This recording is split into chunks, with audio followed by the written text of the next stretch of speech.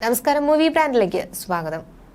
ബംഗാളി നടി ശ്രീലേഖ മിത്രയുടെ പരാതിയിൽ സംവിധായകൻ രഞ്ജിത്തിനെതിരെ കേസ്. 2009 സിനിമയുടെ ചർച്ചയ്ക്കായി കൊച്ചി കടവന്ത്രയിലെ ഫ്ളാറ്റിൽ വിളിച്ചുവരുത്തി ലൈംഗിക ഉദ്ദേശത്തോടെ ശരീരത്തിൽ സ്പർശിച്ചെന്ന് ചൂണ്ടിക്കാട്ടിയാണ് നടി പരാതി നൽകിയിരിക്കുന്നത്.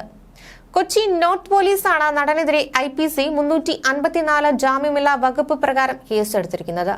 3 വർഷം വരെ തടവ് ശിക്ഷ ലഭിക്കാവുന്ന കുറ്റമാണ് ചുമത്തിയത്. പ്രത്യേക പോലീസ് സംഘത്തിന്റെ കേസ് കൈമാറുമെന്ന് city police commissioner S. Shyamsundar അറിയിച്ചിട്ടുണ്ട്. മൊഴിയെടുക്കലും കേസുമായി ബന്ധപ്പെട്ട തുടർ നടപടികളും പ്രത്യേക അന്വേഷണ സംഘം കൈമാറുന്ന ഗൈഡഡ് അനുസരിച്ചാകും നടക്കുക. നേരത്തെ നടി മാധ്യമങ്ങളിലൂടെ തനിക്ക് നേരിട്ട ദുരനുഭവം തുറന്നു പറഞ്ഞിരുന്നു.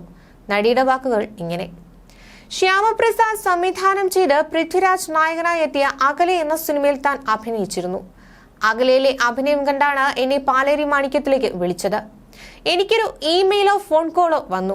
കൊച്ചിയിലേക്ക് എത്തിച്ചേരണമെന്നാണ് പറഞ്ഞത്.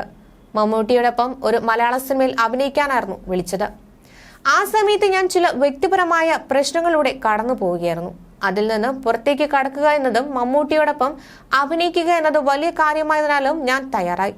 എനിക്ക് സൗത്ത് ഇന്ത്യൻ സിനിമയിൽ അഭിനയിക്കാൻ ഏറെ ഇഷ്ടമാണ്, പ്രത്യേകിച്ച് മലയാളം സിനിമകളിൽ.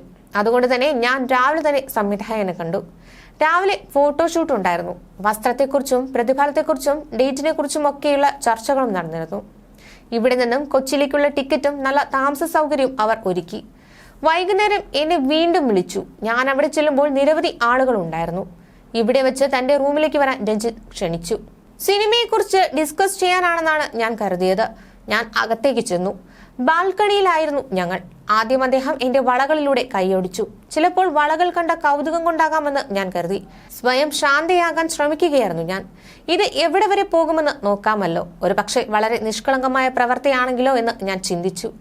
എന്നാൽ ഞാൻ പ്രതിഷേധിക്കുന്നില്ലെന്ന് കണ്ടപ്പോൾ അയാൾ എന്റെ മുടിയിൽ തലോടാൻ തുടങ്ങി. ശേഷം അയാളുടെ സ്പർശനം എന്റെ കഴുത്തിലേക്ക് നീണ്ടു. അതോടെ ഞാൻ പെട്ടെന്ന് തന്നെ ആ മുറിയിൽ നിന്ന് ഇറങ്ങി ഓടി.